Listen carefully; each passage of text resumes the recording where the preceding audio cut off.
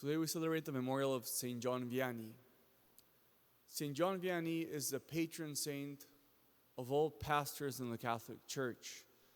So today it's an especially convenient day to pray for the pastor of our church and the pastors of all the churches around the world. Why was St. John Vianney made patron saint of all the pastors in the early 20th century? Because I think no other priest has distinguished himself as he did in his zeal for souls. St. John Vianney was made pastor of a rural church in France in a place called Ars. The population of Ars was very small, 250 people, most of them peasants.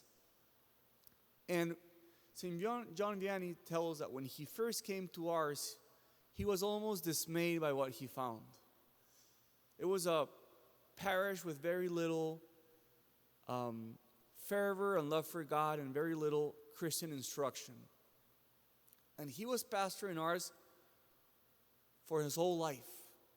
And he truly transformed that parish because he set himself out to win the soul of each one of those parishioners of his.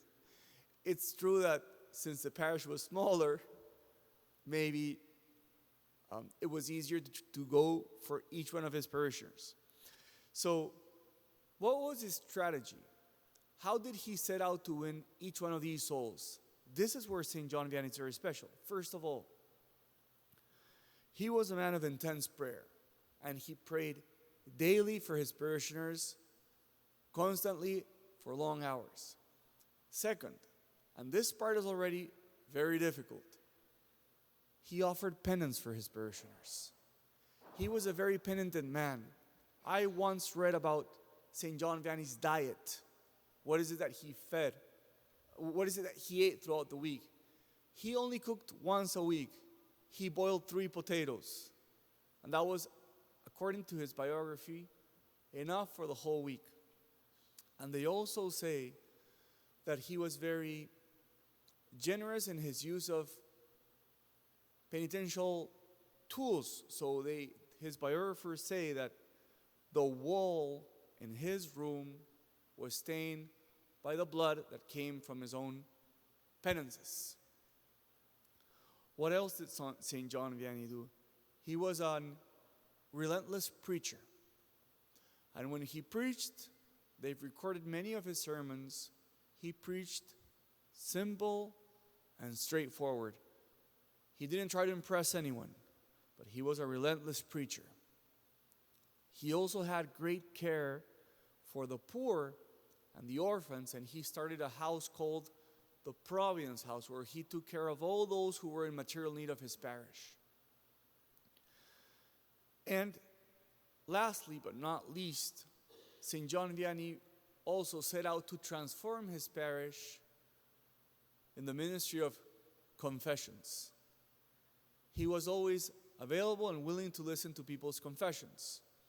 And in the height of his ministry, he confessed an average, guess how many penitents a day? Because people were coming from everywhere to visit him.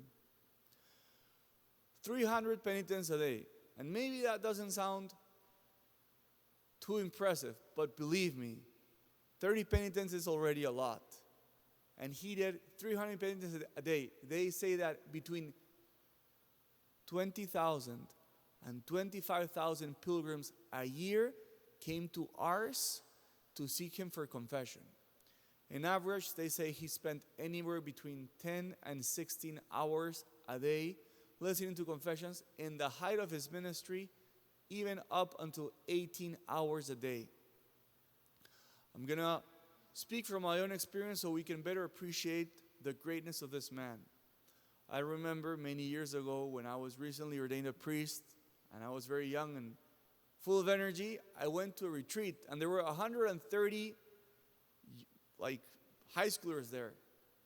And it took me about 6 hours to confess all of them throughout the weekend. And by the end of the weekend, I was this close of a breakdown. And St. John Vianney confessed double that number every single day. So that's why the Catholic Church made him the patron saint of pastors, because of his impressive zeal for souls. Let me finish with this. We don't have to be pastors. I'm not a pastor myself. We don't have to be priests. But there should be in the soul of each one of us zeal for souls. We are all called in our own way to pray for the conversion of our loved ones, to offer small penances for the conversion of our loved ones, to care for those who are in need, to preach of those who are hungry for the word. So let's, St. John Vianney, inspire in us at least a small fraction of the zeal for souls that burn in his soul.